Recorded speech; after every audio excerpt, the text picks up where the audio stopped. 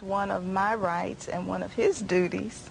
Yeah, that brings us to an interesting point actually, because I recall this being a point that women have expressed often in the Muslim world, that they don't have to work if they choose not to, and that it is the responsibility of the husband to provide.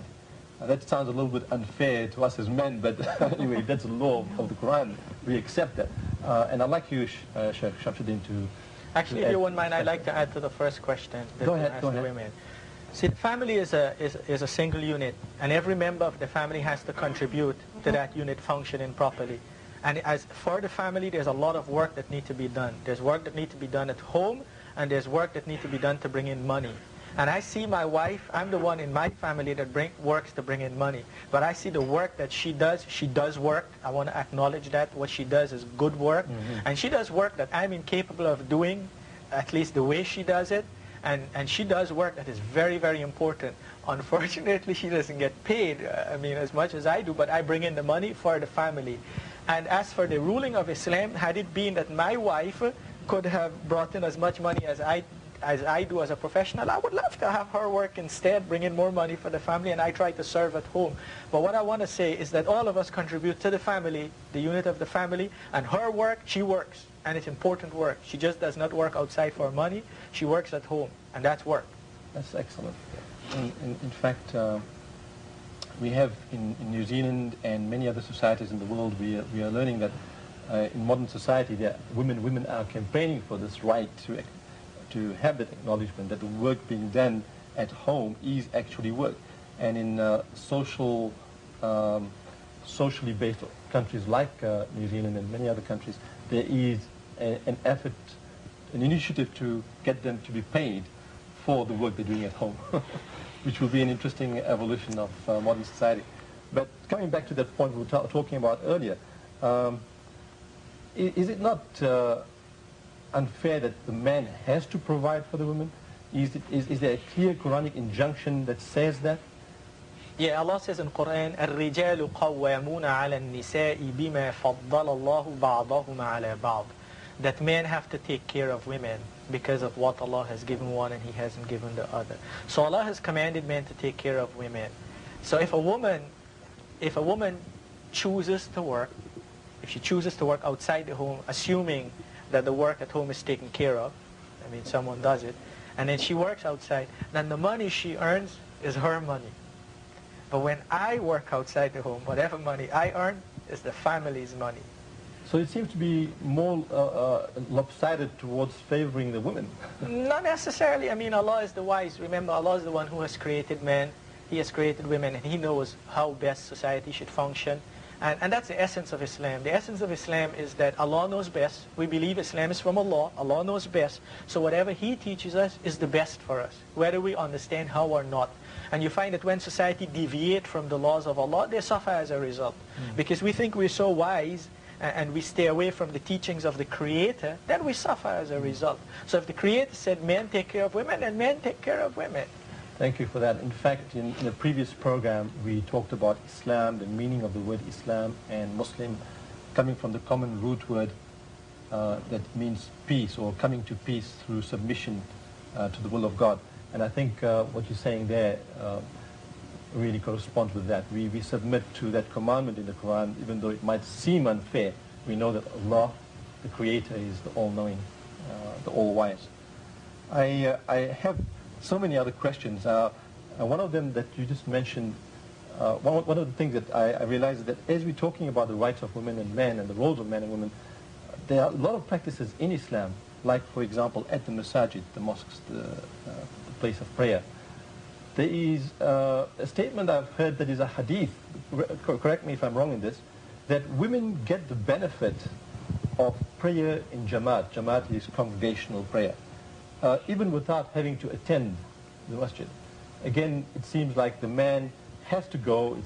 It's a regulated act that prayer at the masjid in congregation is compulsory for the man, but not compulsory for the woman.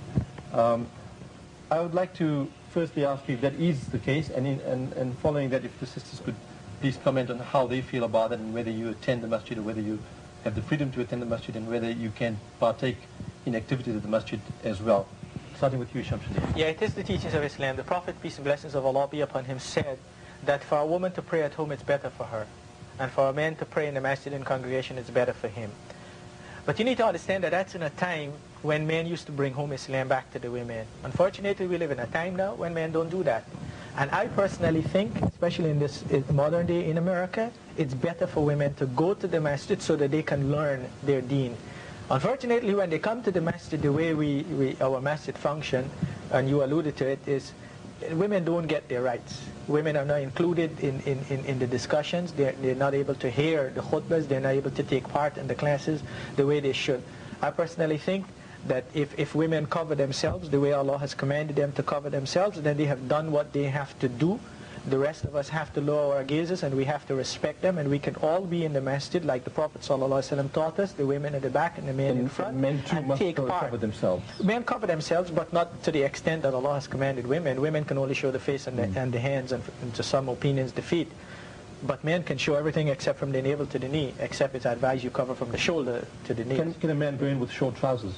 He can. If it covers from his navel to his knee, theoretically it's acceptable, except that there is something in Islam that talks about the culture, or what's called the urf, the traditions of the people. And the tradition or the practices in America, it's just not polite to go in a public place. It's just not nice, exposed from your navel up. Even though it's okay Islamically, the man is not considered as naked.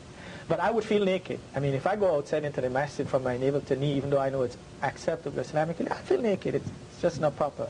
But I've been told that even if you have a short trouser, if it's above your knee, you're not. It's not acceptable Islamically. No, the salah is not acceptable. The man must cover, and that's a different discussion. But the man must cover from the knee to the navel. Must be covered for the salah to be acceptable. Okay, I'd like to move on to asking the sisters about that. Starting with Sister Safia. I think that there's wisdom in not requiring women to attend the masjid as much, but there are hadith that say that if a woman wants to go, she should not be prevented. So women with the demands of small children oftentimes find it very difficult, if not impossible, to attend the masjid regularly. But once our children get older, we can go as much as our schedules allow. We can pray in the masjid, and I haven't found that I was restricted from attending meetings that I wanted to attend. So for me, I'm not restricted. I mean, in terms of if I have the time and the ability to go, I'm able to go. And I don't find a necessarily bad atmosphere in the masjid. It's, it's male-centered, but the men have their role and women have their role. At the same time, I personally, since I'm a seeker of knowledge, I will go there if I want to get this, or I will get it from books, or I will get it from those that I know. And I think a lot is on the individual as well. How much do you want to seek for those things? Thank you for that. Sister Saida, would you like to add to that? Do you have the freedom to attend the masjid, and do you partake equally at the masjid?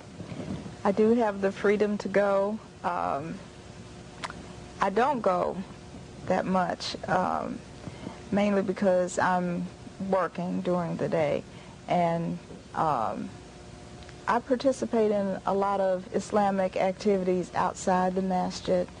There have been times, however, that I have wished that there were more classes and things available, organized activities at the masjid to attend, things for women specifically.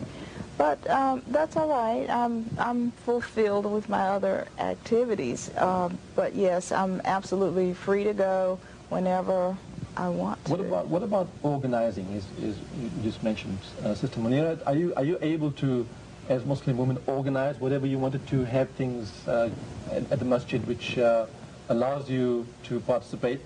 We've run short of time, so I'll just give you 10 seconds to answer that. 10 seconds. Yeah.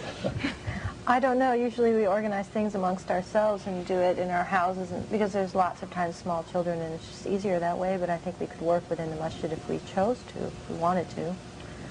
I haven't run up against any problems in that regard. Well, thank you very much, and I thank you all for participating in this forum with us and sharing your thoughts and ideas on Islam and the role of Muslim women. I appreciate that we are outnumbered in this program, and I think we did provide some kind of a balanced view, and I hope we get a chance to do this again.